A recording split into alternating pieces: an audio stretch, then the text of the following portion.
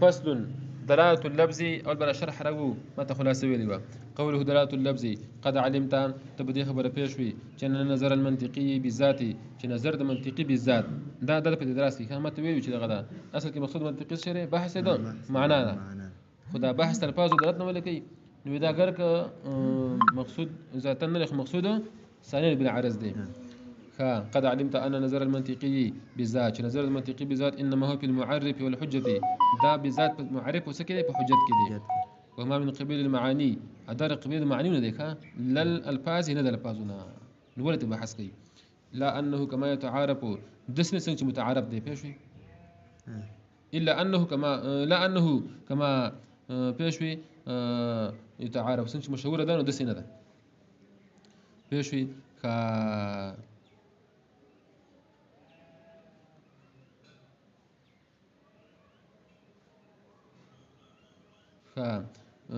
كما يتعارف ذكر الحد والغاية والموضوع في سبب كتب المنطقي بيشوي لك سنشي مطلب متعارفته بيشوي نه لا الألفاظ الألفاظ إلا أنه مگر دا بحث الألفاظ كما يتعارف ولك سنشي متعارفته ذكر ده حد والغاية ذكر ده غاية أو ده موضوع في صدر كتب المنطقي وسأول كتابونه ده منطقي ناخذ مقصود نه لكنا خسر په ذکر کې متفار مزيدي وضاحت او مطلب چې بصيرت په شروع راولي ليفيد بصيرت په شروع چې پیدا کې بصيرت په شروع کې كذلك مدقر رنګي نو كذلك نو څنګه چې مطلب دا ذکر د موضوع او د حد وغيرها متعارفته نو كذلك مدقر رنګي متعارفته اراد بحث الالفاظ راولل مباحث ده الفاظ بعد المقدمه رسل مقدمين لسر پر ليعينا چې امداد ورکی پیش اعانت وکي على الافاده والاستفاده في اداء او استفاده باندې وذلك او دا خبر ثبت ګورم بيبين معاني الالفاظ بيبين پیش چې بیان کی پیش معاني الالفاظ المصطلحات پیش المستعمله في محاورات اهل هذا العلم چې بیان کی هغه معناګان د الفاظو کوم الفاظ کوم مصطلح دي او مستعمل في محاورات اهل دې په علم کې مطلب دا کنه چې دې باندې به کوم الفاظ استعمالي کې چې هغه وضاحت وکړي کنه به خو سره خبر باندې پیږي چې ګور هغه کوم الفاظ دي المفرد والمركب والكلي والجزئي والمتواتر والمشكك وغيرها زي ما تقولوا بيشي لك شرط دوسته كلي وجزئي لري نو زب كلي جزء نه پیګم څه مطلب دی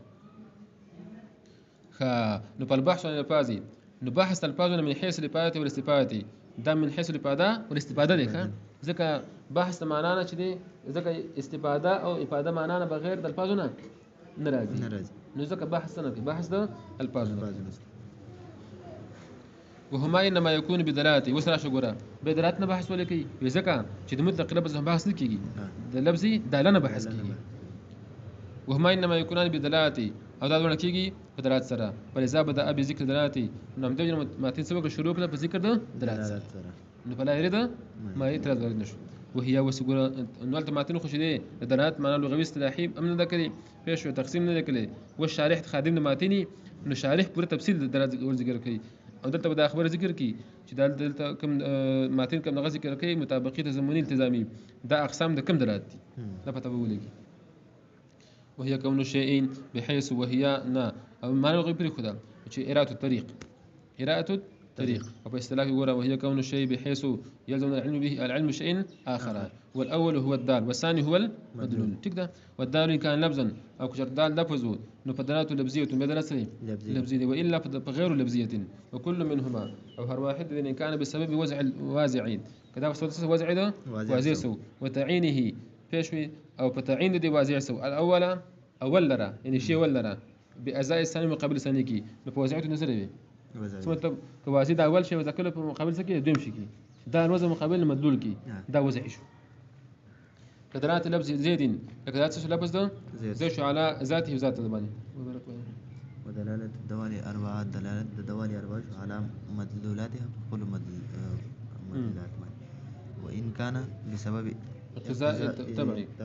او كتب سبب د اقتضاء التبع سره كحدوث پیشوي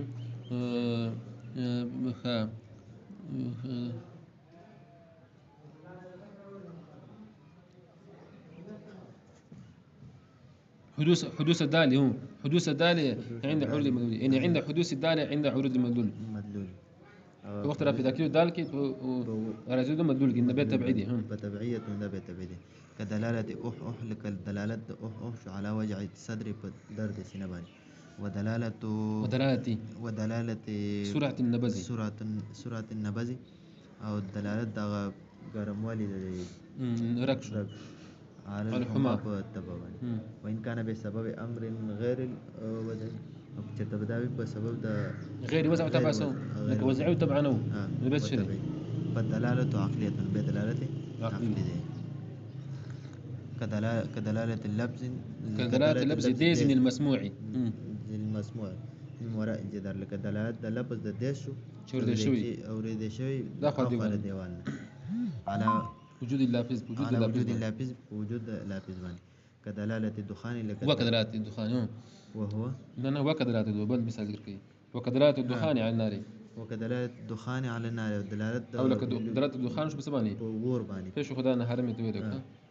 ليلن نهارن وو اقسام دلالة تستتون اقسام شو دا وس شپږ شو خو مقصود کوم هغه مقصود دلالة لفظي وضعي ولي ځکه چې استفاده بديس متيسره ده او عقول متفاوته وتبايع مثلي متفاوت ستة المقصود بالبحث مقصود بحث رها هنا دلته هي الدلالة اللفظية ودلالة اللفظي وضعية فعليها نبدي دلالة اللفظي وضعي باني دي دلالة اللفظي وضعي باني مدار الإفادة والاستفادة مدار الإفادة والاستفادة وهي وس أبد وس لا ورسي وس دلالة اللفظي وضعي شو ذاك أنا شو قسمني مطابقي تزمني التزامي وهي تنقسم أو تقسيمه إلى مطابقية وتزمنية والتزامي مطابقية وتزمنية والتزامي لأن دلالة بحث تأخذ مني